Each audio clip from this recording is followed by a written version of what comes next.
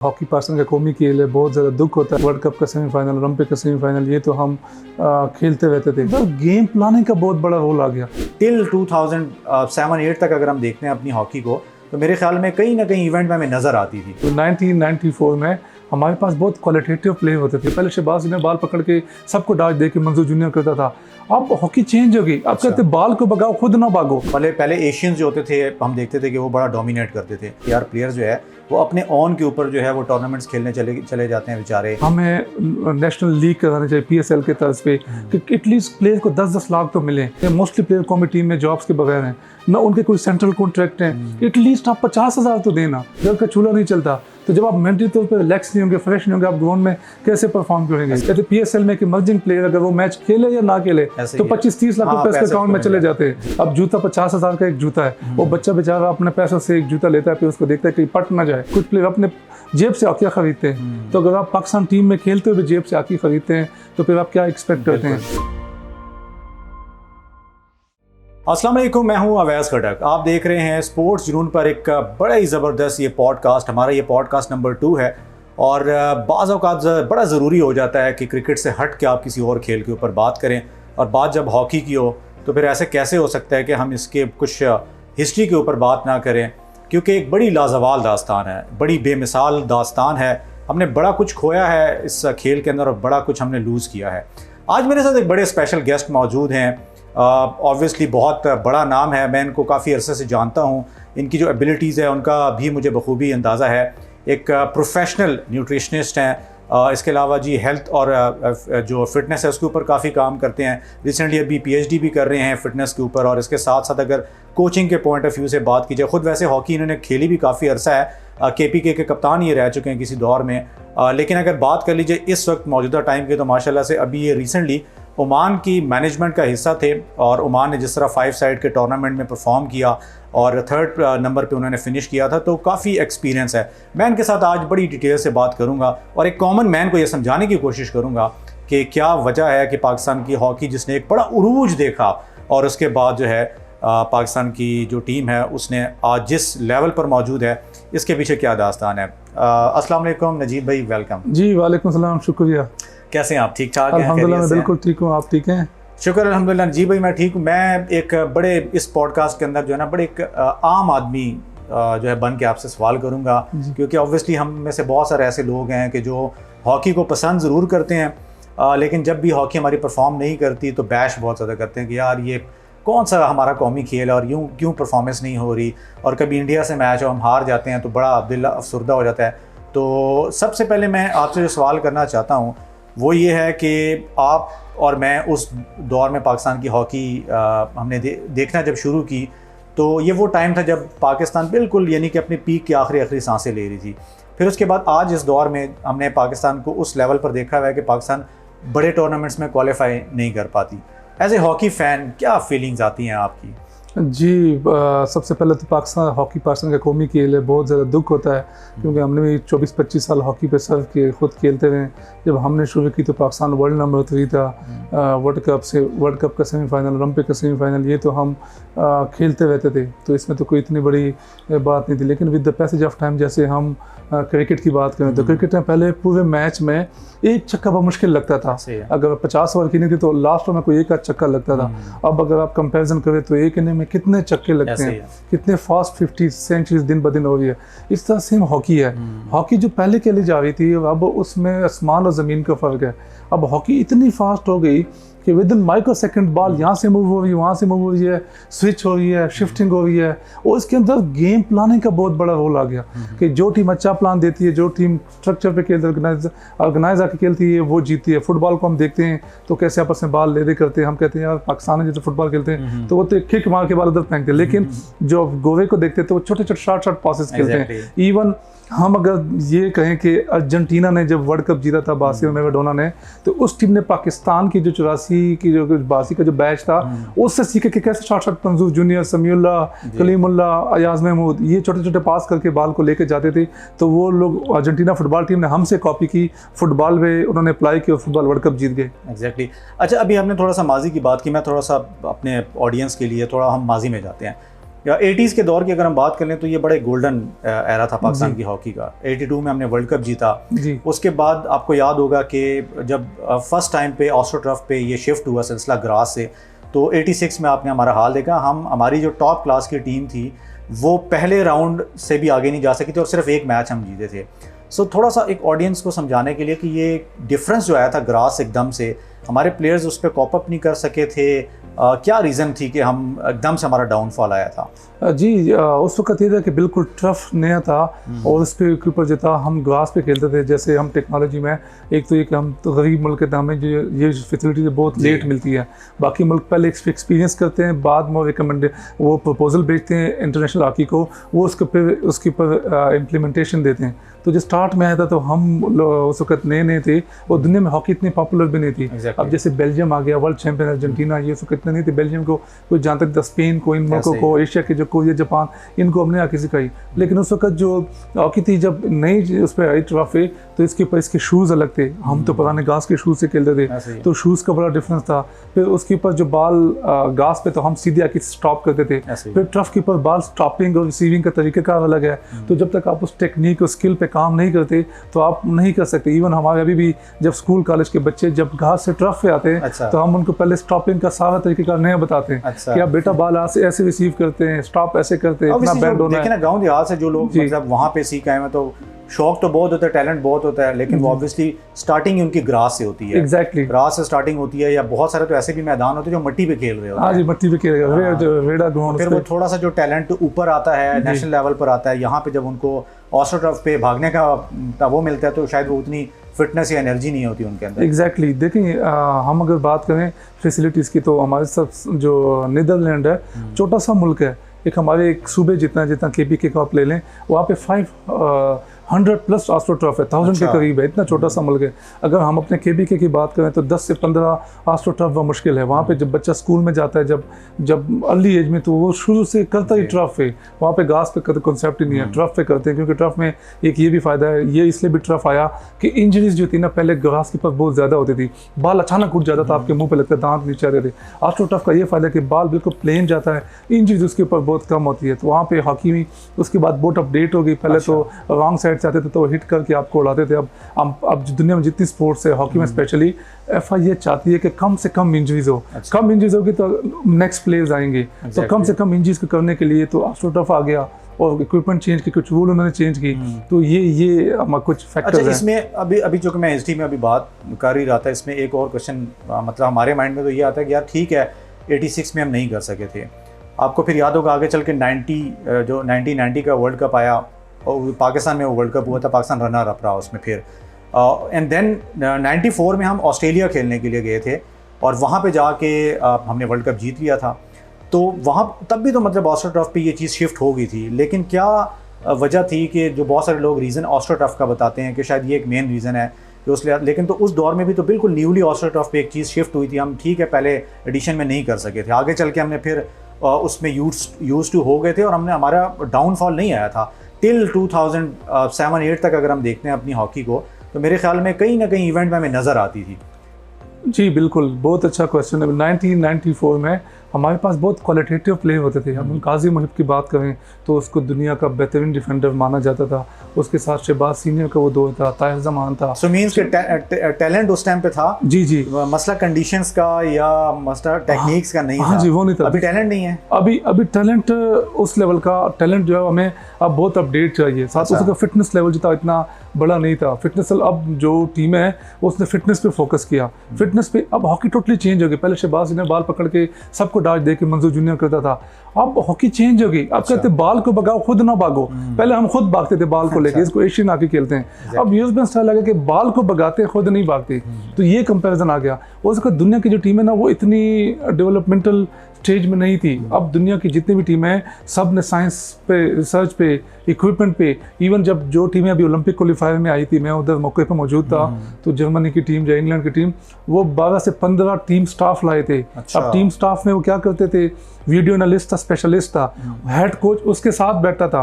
Head coach नीचे ground में नहीं होता था, हमारे हेड कोच नीचे ग्राउंड में होते हैं, वहाँ से कोचिंग करते हैं। वहाँ पे असिस्टेंट कोच था, उसको वाइट हॉकी के जरिए उसको मैसेज देता था कि आप ये वाला स्ट्रक्चर के ऊपर जब बैठते हैं ना पवेलियन में, तो आपको सारा स्ट्रक्चर सही नज़र आता है। असिस्टेंट कोच ग्राउंड में खिलाता था, और इवन मैं वहाँ पर सरप्राइज हो गया जब मैंने देखा कि जो वीडियो रेफर इतना स्पेशलिस्ट बंदा था, विद इन माइक्रो सेकंड जब मैं कोई मोमेंट होती थी तो वो देख के मैसेज देता था कि रेफरल लो के ना लो, मतलब उस टाइम बताता था कि हाँ ये फुट हुआ है, आप रेफरल ले लो। तो कप्तान जाता था, अंपायर से रेफरल लेता था, क्योंकि आपके पास एक रेफरल होता है, अगर आपने वो गलत यूज़ किया तो आप पूरे मैच में परेशान होंगे। इससे मुझे वो एक बड़ा फनी वाक़या भी याद आ गया कि अब 2 साल पहले जो एशिया कप का एक इवेंट हुआ था, मतलब आज तक हम सर पकड़ के बैठ जाते हैं, जापान के खिलाफ जो हमारा वो मैच था जी जिसमें 12 लोग जो है वो ग्राउंड में उतर गए थे पाकिस्तान के, और उसकी वजह से हमारे एक तो गोल ज़ाया हो गया था और हम क्वालिफाई नहीं कर सके थे। एग्जैक्टली, ग़ालिबन वर्ल्ड कप के लिए, वर्ल्ड कप एशिया कप था, वर्ल्ड कप क्वालिफाई करना था उसमें।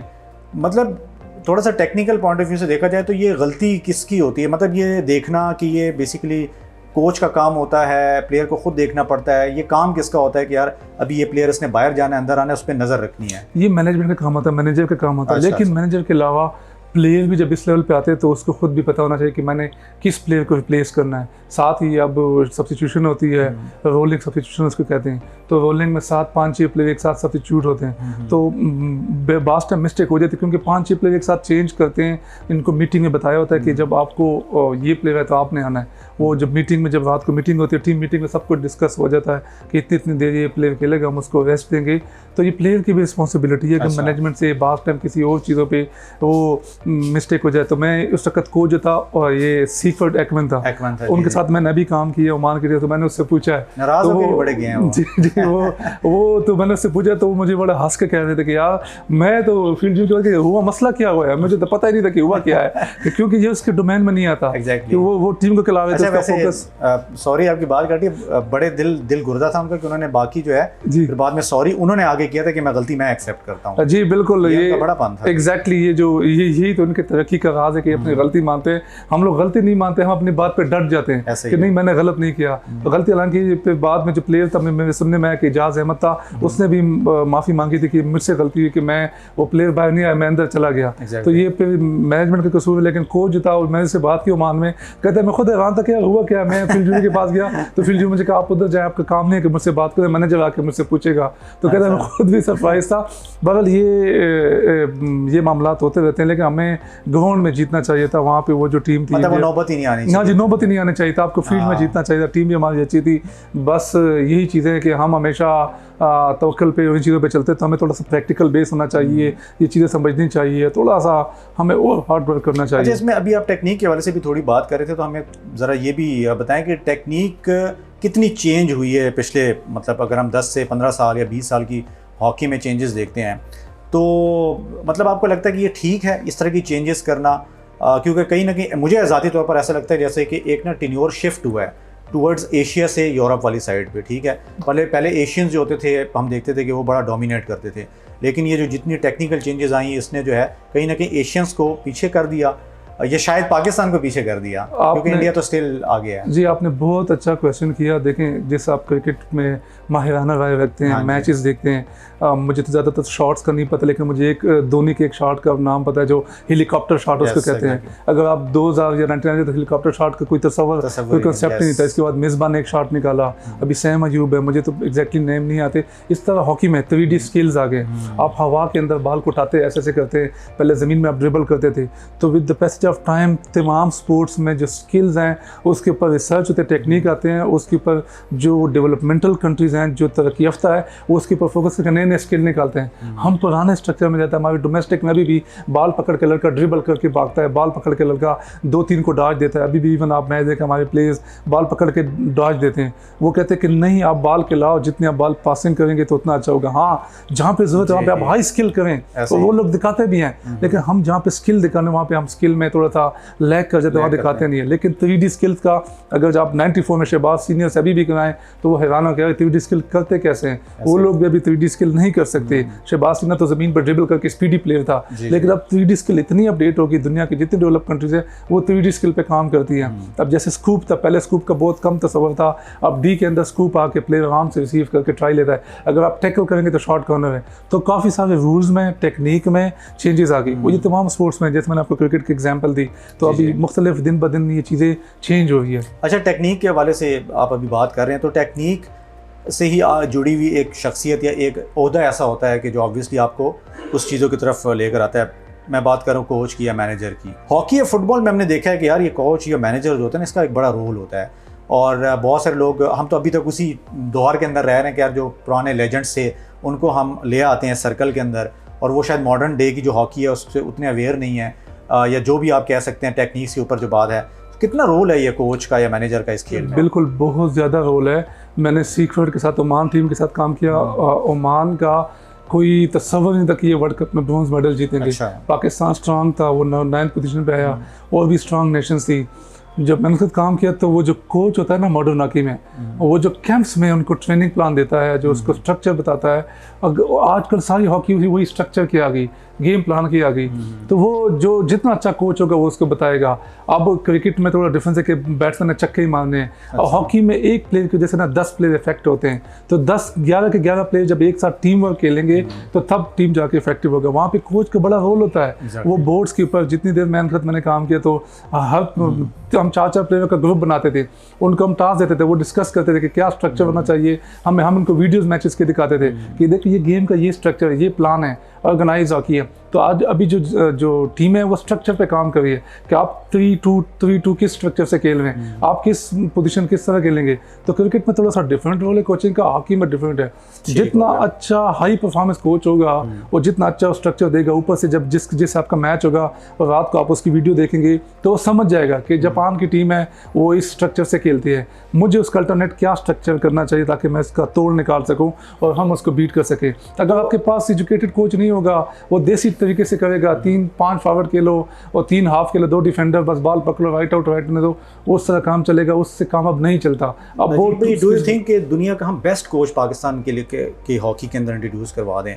आपको लगता है कि एक शख्सियत से चीज़ें चेंज हो जाती हैं? टैलेंट भी तो चाहिए होता है ना, प्लेयर भी तो चाहिए होते हैं। या आपको लगता है कि नहीं, प्लेयर हैं और कोच जो है वो हमने अभी तक आज तक वो ढूंढ ही नहीं सके, आँखें वो है ही नहीं कि जो वो उस कोच को लेकर आ सके पाकिस्तान में? बिल्कुल, कोच का बहुत बड़ा रोल है। मैं आपको एक छोटा सा एग्जांपल देता हूँ।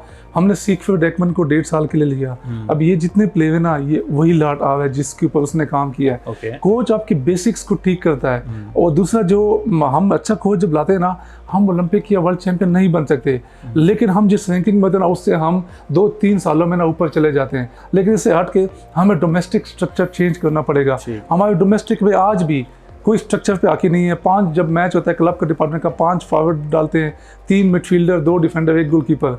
अब पैटर्न चेंज हो गया। वही राइट आउट बॉल पकड़ के कलीमुल्लाह की तरह, समीउल्लाह की तरह बॉल को भगाते हैं। क्योंकि जो हमारे डोमेस्टिक के कोचेज़ हैं वो वही कहते हैं, वही यार इधर जा, इन्हों एंज कर, और समीउल्लाह की तरह डॉज मार, वो इधर फुर्ती होनी चाहिए, इधर स्पीड होनी चाहिए।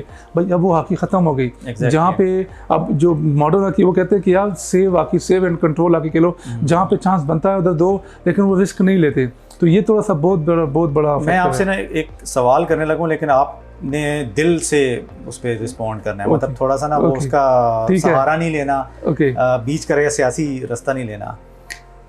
पैसों की जब बात आती है तो हम देखते हैं कि पाकिस्तान में सिर्फ एक स्पोर्ट्स को ही हम वैल्यू कर रहे हैं इस वक्त। क्रिकेट उसमें परफॉर्म नहीं भी कर रहे तो हम ये देखते हैं कि टीम्स आती हैं, ठीक है, वर्ल्ड कप में सेमीफाइनल में हार के आ गए तो करोड़ों रुपए इनाम मिल गया। प्लेयर एक आता है डोमेस्टिक लेवल पे या ऊपर लेवल पे, एक PSL खेलता है तो अगले दिन पता लगता है उसने फलाना घर ले लिया, उसने गाड़ी ले ली।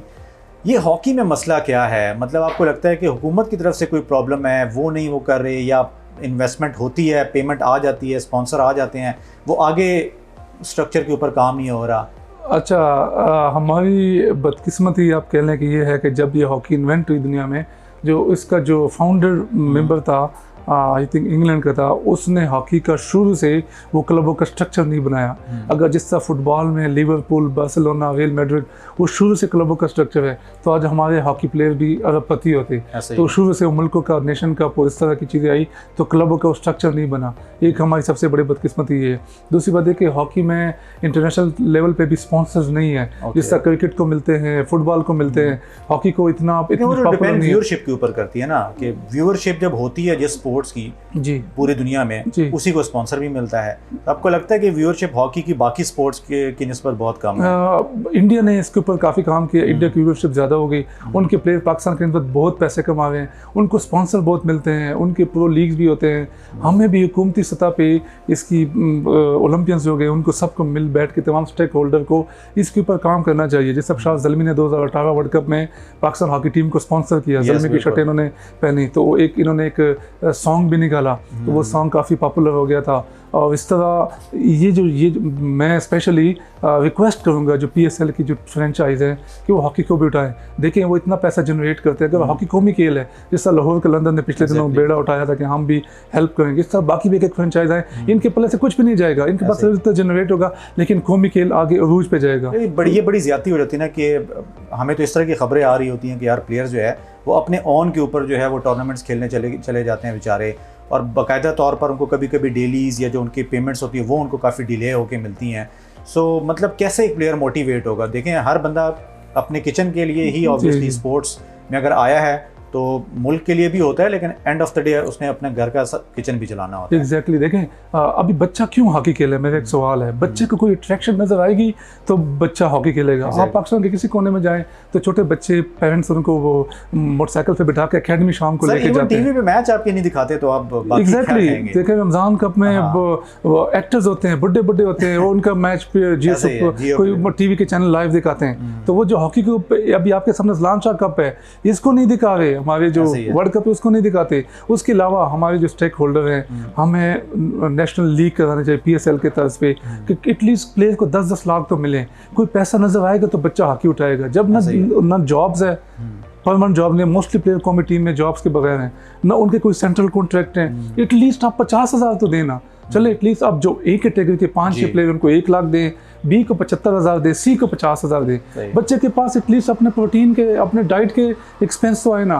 बेचारे 11 स्केल में, 14 स्केल, 15 स्केल में जॉब करते हैं, थोड़ी सी नौकरियां होती हैं, उसमें अपने आप को कैसे मेंटेन करें। टेंशन में फिर वो हॉकी खेलता फॉर्म ये सोच रही होती है कि ये कब जीत पाएंगे। एग्जैक्टली आपको फिटनेस मेंटेन करने के लिए आपको 50-60,000 रुपये आपके पास डाइट का खर्चा होना चाहिए कि आप ये अच्छा खाना खाएंगे तो आपकी फिजिक बनेंगे। जब आपके पास आपने दाल लोबिया चना पे ही गुजारा करना है तो आपकी फिजिक फिटनेस कैसे मेंटेन रहेगी? फिर ये कि बच्चों के घर के प्रॉब्लम्स हैं, घर का चूल्हा नहीं चलता, तो जब आप मेंटली तौर पर रिलैक्स नहीं होंगे, फ्रेश नहीं होंगे, आप ग्राउंड में कैसे परफॉर्म करेंगे? जब आप मेंटली तौर पर रिलैक्स होंगे कि यार जैसे मुझे मसला नहीं है, जैसे PSL में कि इमर्जिंग प्लेयर अगर वो मैच खेले या ना खेले तो 25-30 लाख रुपए उसके अकाउंट में चले जाते हैं, चाहे वो एक मैच खेले या ना खेले, उसके 25-30 लाख। पाकिस्तान का एक प्लेयर पूरे साल में 25-30 लाख नहीं कमाता। तो ये अभी अगर आप जो अजलान शाह की आपने बात की है, अभी अगर इवन के मुझसे भी आप पूछेंगे जो कि बड़ा अनफॉर्चुनेट है, मतलब मैं ऑन कैमरा ये बात कर रहा हूँ, तो शायद कोई एक आध या 2 नाम मुझे जो है वो पता होंगे हॉकी के जो हमारे कौमी स्टार हैं पाकिस्तान में। आप इनके कैंप्स की हालत देखें, इनकी डाइट की देखें, इनकी रिहाइश की देखें, तो आप खुद कहेंगे कि यार ये कैसी ज़्यादती है। तो ये चीज़ें इनको हुकूमती सतह पे इनको करनी चाहिए कि इनको अच्छी डाइट, अच्छे रूम्स, अच्छी रिहाइश, अच्छी चीज़ें इनको देनी चाहिए। अब जूता 50,000 का एक जूता है, वो बच्चा बेचारा अपने पैसों से एक जूता लेता है, फिर उसको देखता है कि पट ना जाए, तो जूता पट जाए तो अगला कहाँ से लेगा? हॉकी स्टिक बमुश्किल इनको स्पॉन्सर्स मिलते हैं। पहले तो इनको स्पॉन्सर मिलते थे, पाकिस्तान टॉप रैंकिंग में था, अब इनको बेचारों को स्पॉन्सर भी नहीं मिलते। कुछ प्लेयर अपने जेब से हॉकी खरीदते हैं, तो अगर आप पाकिस्तान टीम में खेलते हुए जेब से हॉकी खरीदते हैं तो फिर आप क्या एक्सपेक्ट करते हैं? तो ये सारे फैक्टर्स हैं। बिल्कुल ऐसे ही है। Thank you so much Najeeb भाई। देखें हमारा काम है आवाज़ उठाना, आपका बहुत बहुत शुक्रिया, आपने अपनी कीमती टाइम से निकाला और हमें थोड़ा ब्रीफ किया, और आप देखने वालों को जो ऑब्वियसली बहुत सारी ऐसी मालूमात पहुँचाई। हम तो अपने प्लेटफॉर्म से आवाज़ उठा सकते हैं, जो करता धरता है ये उनके ऊपर डिपेंड करता है कि इस कौमी खेल को वो बचाना चाहते हैं या वो इसी तरीके से अपनी आंखों के सामने उस पूरी कौम जो है वो इसी हॉकी को मज़ीद डूबता हुआ देखेगी। हमारे चैनल स्पोर्ट्स जुनून को सब्सक्राइब कीजिए, बेल आइकन को प्रेस कीजिए, ऑल नोटिफिकेशन पे लाजमी प्रेस कीजिएगा। ख्याल रखिए, अल्लाह हाफिज़।